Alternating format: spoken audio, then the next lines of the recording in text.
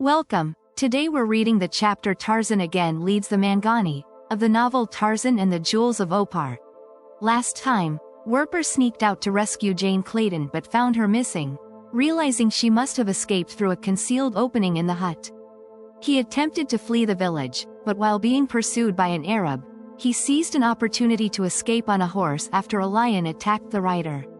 Meanwhile, Mugambi, searching for Lady Greystoke, was captured by Abyssinian soldiers and brought into the same camp as Werper, who remained unaware of Mugambi's true identity, while both men faced their own dangers.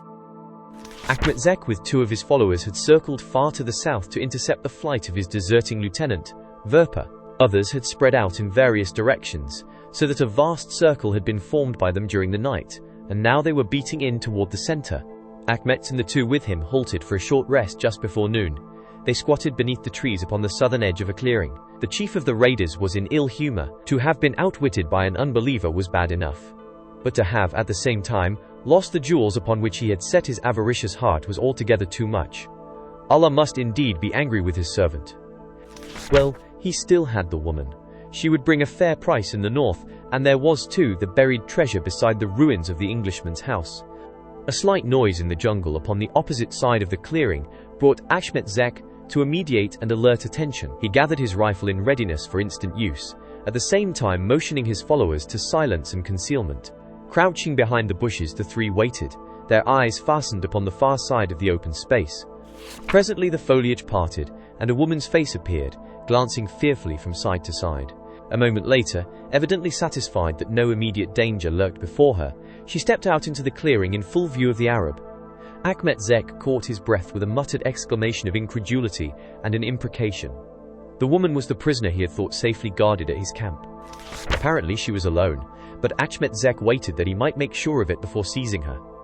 Slowly Jane Clayton started across the clearing. Twice already since she had quitted the village of the raiders had she barely escaped the fangs of carnivora, and once she had almost stumbled into the path of one of the searchers. Though she was almost despairing of ever reaching safety, she still was determined to fight on, until death or success terminated her endeavors. As the Arabs watched her from the safety of their concealment, and Achmet Zek noted with satisfaction that she was walking directly into his clutches, another pair of eyes looked down upon the entire scene from the foliage of an adjacent tree. Puzzled, troubled eyes they were, for all their grey and savage glint, for their owner was struggling with an intangible suggestion of the familiarity of the face and figure of the woman below him. A sudden crashing of the bushes at the point from which Jane Clayton had emerged into the clearing brought her to a sudden stop and attracted the attention of the Arabs and the watcher in the tree to the same point. The woman wheeled about to see what new danger menaced her from behind, and as she did so a great, anthropoid ape waddled into view. Behind him came another and another, but Lady Greystoke did not wait to learn how many more of the hideous creatures were so close upon her trail. With a smothered scream she rushed toward the opposite jungle, and as she reached the bushes there, Achmet Zek and his two henchmen rose up and seized her. At the same instant, a naked brown giant dropped from the branches of a tree at the right of the clearing. Turning toward the astonished apes, he gave voice to a short volley of low gutturals, and without waiting to note the effect of his words upon them, wheeled and charged for the Arabs. Achmet Zek was dragging Jane Clayton toward his tethered horse. His two men were hastily unfastening all three mounts. The woman, struggling to escape the Arab, turned and saw the ape-man running toward her. A glad light of hope illuminated her face. "John!"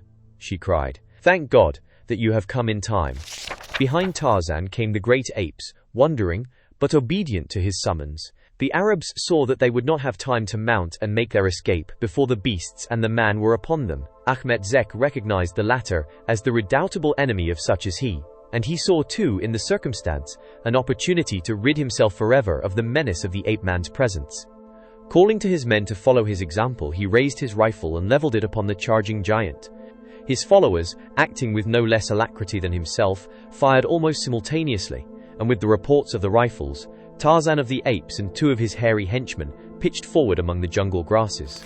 The noise of the rifle shots brought the balance of the apes to a wondering pause, and, taking advantage of their momentary distraction, Achmet Zek and his fellows leaped to their horses' backs and galloped away with the now hopeless and grief-stricken woman. Back to the village they rode, and once again Lady Greystoke found herself incarcerated in the filthy little hut from which she had thought to have escaped for good. But this time she was not only guarded by an additional sentry, but bound as well. Singly and in twos, the searchers who had ridden out with Ahmet Zek upon the trail of the Belgian returned empty-handed. With the report of each, the raider's rage and chagrin increased, until he was in such a transport of ferocious anger that none dared approach him.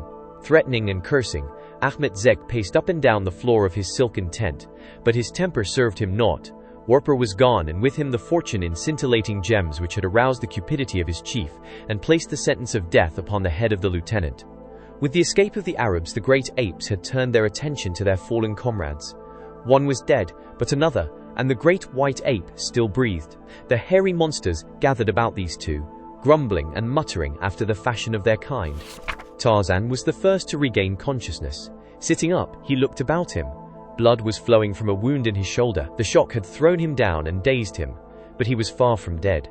Rising slowly to his feet, he let his eyes wander toward the spot where last he had seen the she, who had aroused within his savage breast such strange emotions. "Where is she?" he asked. "The Tarmangani took her away," replied one of the apes.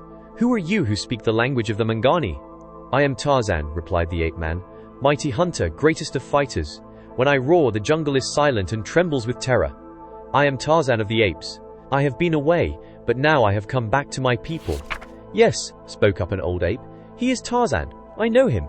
It is well that he has come back. Now we shall have good hunting." The other apes came closer and sniffed at the ape-man. Tarzan stood very still, his fangs half bared and his muscles tense and ready for action. But there was none there to question his right to be with them, and presently, the inspection satisfactorily concluded. The apes again returned their attention to the other survivor. He too was but slightly wounded, a bullet, grazing his skull, having stunned him, so that when he regained consciousness he was apparently as fit as ever. The apes told Tarzan that they had been traveling toward the east when the scent spoor of the she had attracted them, and they had stalked her. Now they wished to continue upon their interrupted march, but Tarzan preferred to follow the Arabs and take the woman from them. After a considerable argument, it was decided that they should first hunt toward the east for a few days, and then return and search for the Arabs, and as time is of little moment to the ape folk, Tarzan acceded to their demands, he himself having reverted to a mental state but little superior to their own. Another circumstance which decided him to postpone pursuit of the Arabs was the painfulness of his wound. It would be better to wait until that had healed before he pitted himself again against the guns of the Tarmangani. And so, as Jane Clayton was pushed into her prison hut and her hands and feet securely bound, her natural protector roamed off toward the east in company with a score of hairy monsters, with whom he rubbed shoulders as familiarly as a few months before he had mingled with his immaculate fellow members of one of London's most select and exclusive clubs. But all the time, there lurked in the back of his injured brain a troublesome conviction that he had no business where he was, that he should be, for some unaccountable reason, elsewhere and among another sort of creature. Also, there was the compelling urge to be upon the scent of the Arabs, undertaking the rescue of the woman who had appealed so strongly to his savage sentiments. Though the thought word which naturally occurred to him in the contemplation of the venture was capture rather than rescue. To him she was as any other jungle she, and he had set his heart upon her as his mate. For an instant, as he had approached closer to her in the clearing where the Arabs had seized her, the subtle aroma which had first aroused his desires in the hut that had imprisoned her had fallen upon his nostrils, and told him that he had found the creature for whom he had developed so sudden and inexplicable a passion. The matter of the pouch of jewels also occupied his thoughts to some extent, so that he found a double urge for his return to the camp of the raiders. He would obtain possession of both his pretty pebbles and the she. Then he would return to the great apes with his new mate and his baubles, and leading his hairy companions into a far wilderness beyond the ken of man, live out his life, hunting and battling among the lower orders, after the only manner which he now recollected. He spoke to his fellow apes upon the matter, in an attempt to persuade them to accompany him, but all except Taglat and Chalk refused. The latter was young and strong, endowed with a greater intelligence than his fellows, and therefore the possessor of better developed powers of imagination. To him the expedition savoured of adventure, and so appealed strongly. With Taglat there was another incentive, a secret and sinister incentive, which, had Tarzan of the Apes had knowledge of it, would have sent him at the other's throat in jealous rage. Taglat was no longer young, but he was still a formidable beast, mightily muscled, cruel, and because of his greater experience, crafty and cunning. Too, he was of giant proportions, the very weight of his huge bulk serving oft times to discount in his favor the superior agility of a younger antagonist. He was of a morose and sullen disposition that marked him even among his frowning fellows, where such characteristics are the rule rather than the exception. And, though Tarzan did not guess it, he hated the ape-man with a ferocity that he was able to hide, only because the dominant spirit of the nobler creature had inspired within him a species of dread which was as powerful as it was inexplicable to him. These two, then, were to be Tarzan's companions upon his return to the village of Ahmet Zekak. As they set off, the balance of the tribe vouchsafed them but a parting stare, and then resumed the serious business of feeding. Tarzan found difficulty in keeping the minds of his fellows set upon the purpose of their adventure, for the mind of an ape lacks the power of long-sustained concentration. To set out upon a long journey with a definite destination in view is one thing. To remember the purpose and keep it uppermost in one's mind continually is quite another. There are so many things to distract one's attention along the way. Chalk was at first for rushing rapidly ahead as though the village of the raiders lay but an hour's march before them instead of several days. But within a few minutes a fallen tree attracted his attention with its suggestion of rich and succulent forage beneath. And when Tarzan, missing him, returned in search, he found Chalk squatting beside the rotting bole, from beneath which he was assiduously engaged in digging out the grubs and beetles, whose kind form a considerable proportion of the diet of the apes.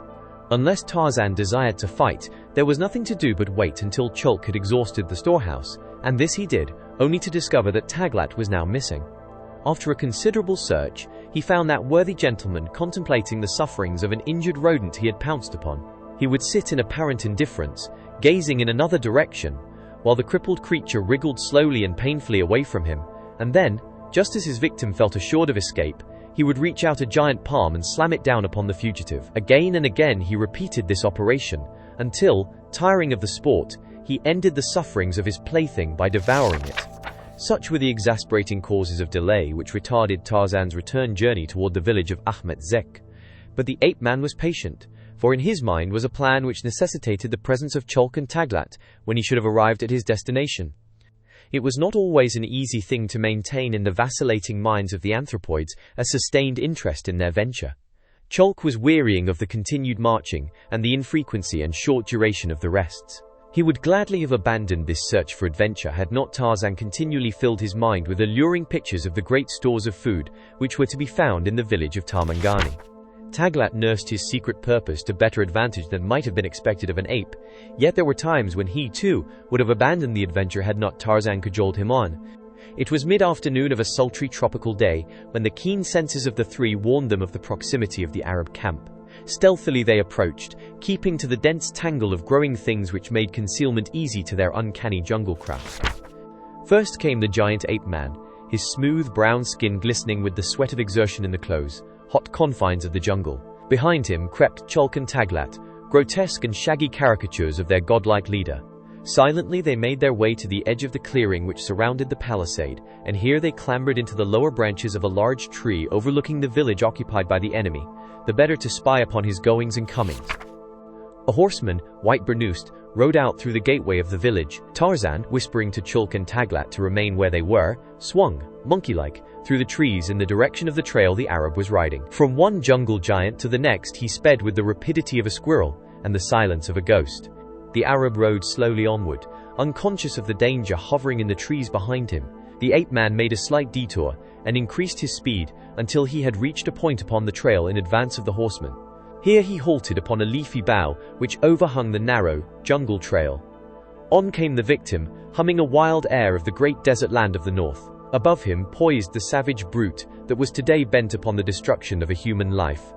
The same creature who a few months before had occupied his seat in the House of Lords at London, a respected and distinguished member of that august body. The Arab passed beneath the overhanging bough. There was a slight rustling of the leaves above. The horse snorted and plunged as a brown-skinned creature dropped upon its rump. A pair of mighty arms encircled the Arab, and he was dragged from his saddle to the trail. 10 minutes later the ape-man, carrying the outer garments of an Arab bundled beneath an arm, rejoined his companions. He exhibited his trophies to them, explaining in low gutturals the details of his exploit. Chalk and Taglat fingered the fabrics, smelled of them, and, placing them to their ears, tried to listen to them. Then Tarzan led them back through the jungle to the trail, where the three hid themselves and waited. Nor had they long to wait before two of Ahmet Zek's blacks, clothed in habiliments similar to their masters, came down the trail on foot, returning to the camp. One moment they were laughing and talking together, the next they lay stretched in death upon the trail, three mighty engines of destruction bending over them. Tarzan removed their outer garments, as he had removed those of his first victim, and again retired with Chulk and Taglat to the greater seclusion of the tree they had first selected. Here the ape-man arranged the garments upon his shaggy fellows and himself, until, at a distance, it might have appeared that three white-robed Arabs squatted silently among the branches of the forest. Until dark they remained where they were, for from his point of vantage, Tarzan could view the enclosure within the palisade.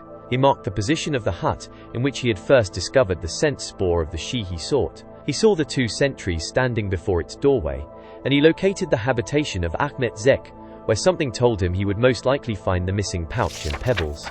Chulk and Taglat were at first greatly interested in their wonderful raiment. They fingered the fabric, smelled of it, and regarded each other intently with every mark of satisfaction and pride. Chulk, a humorist in his way, stretched forth a long and hairy arm, and grasping the hood of Taglat's burnous, pulled it down over the latter's eyes, extinguishing him, snuffer-like as it were. The older ape, pessimistic by nature, recognized no such thing as humor. Creatures laid their paws upon him for but two things: to search for fleas and to attack. The pulling of the Tarmangani-scented thing about his head and eyes could not be for the performance of the former act.